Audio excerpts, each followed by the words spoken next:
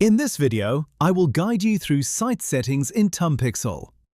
This is a very important area where you can control the core information of your website, including domain, subdomain, Favicon, marketing tracking, maintenance mode, and even the ability to turn your website into an installable app.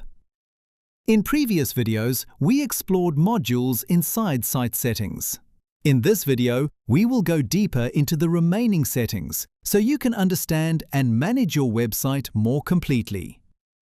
To begin, let's open Site Settings. The first tab is Information. Inside this tab, there are two main sections: Global Settings and App Manifest. First, let's look at Global Settings. Here we have the subdomain URL. This is the subdomain link of your website. You can use it like a normal website, especially if you do not have your own custom domain yet. Next is Site Domain.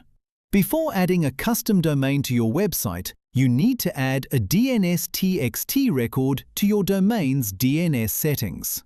This helps Tumpixel verify that you are the real owner of that domain. With the free plan of Site Builder Pro, these two settings cannot be changed. I am currently using an upgraded plan, so I can edit them. Now I will open the Site Builder Pro app in the App Store again to check the features included in each plan. As you can see, with the free plan, we cannot update the website subdomain or custom domain. We also cannot add multiple languages, and we can only create up to one website.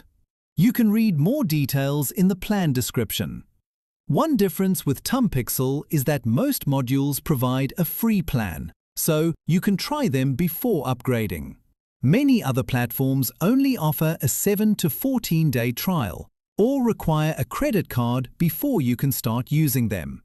This gives you more time to explore, test the features, and choose the plan that best fits your real needs. Now I will minimize this window and check my Site Builder Pro plan information inside Applications. Currently, I am using the Enterprise plan, so all features are unlocked, and I can create up to 3 websites.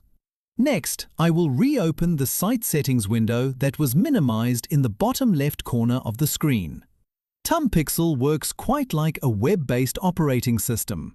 You can open multiple windows, minimize them, resize them, and work flexibly right inside the browser. Now I will change the subdomain to make the website look more professional and easier to remember. Then I will save the changes and check the result by clicking the Visit Your Website button. As you can see, my website now has a new URL: https://my-website.tpxsite.com. This looks much more professional than the auto-generated random URL created by the system at the beginning.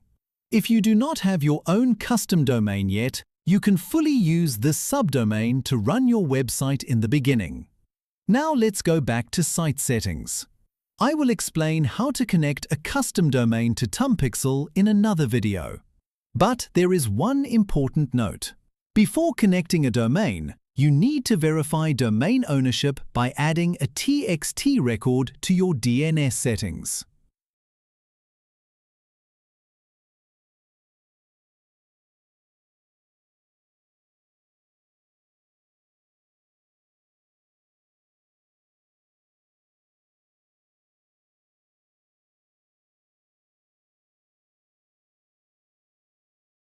Next is Site Name.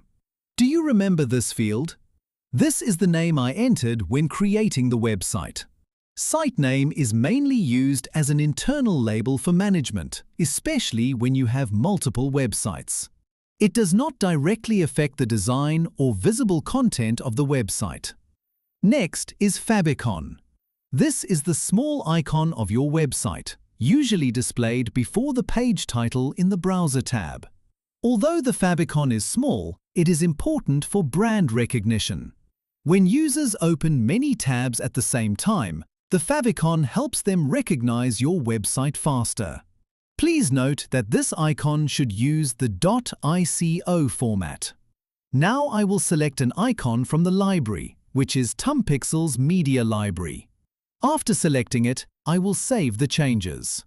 You can see that the website is still using the default Tumpixel icon. I have selected a new icon, so now I will refresh the page to check the result. If the icon does not change, you should publish the page again so the system can clear the cache and load the latest data. And now my website has a new favicon. It looks much more professional.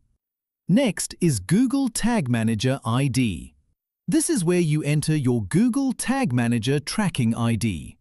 This setting is usually for marketing teams who want to track user behavior, measure conversions, run remarketing campaigns, or optimize advertising performance. Since tracking and marketing is a broad topic, I may create a separate video to explain it in more detail. Next is maintenance mode. When this mode is enabled, users must log in before they can view the website content. This feature is very useful when your website has an issue, is being updated, or when you need to temporarily block user access while fixing something. For example, if you are running an online store and discover that a product price was entered incorrectly, you can enable maintenance mode immediately to stop users from buying at the wrong price. For the remaining settings, you can read the description below each field. Tumpixel provides detailed explanations to help you understand the purpose of each option. Now let's move to App Manifest settings. This is one of the interesting features in Tumpixel. Why do we call it an app? Because a website created with Tumpixel does not only work like a normal website. It can also work like an independent app on desktop, mobile, and tablet devices. This is similar to a progressive web app, also known as a PWA. Users can install the website on their device and open it like a normal app. Now I will try it on desktop first. To install this app, open the website in the browser. On the right side of the address bar, you will see a computer icon. When you click it, the browser will show an installation dialog. Before installing, I will update some information for the app. For the icon, we can choose PNG files with the required sizes. Here, we need 2 icons for 2 different dimensions. The reason is that the app can be installed on many different devices. If the icon size or quality is not correct, it may look blurry or pixelated, making the app look less professional. Now I will upload a new icon as an example.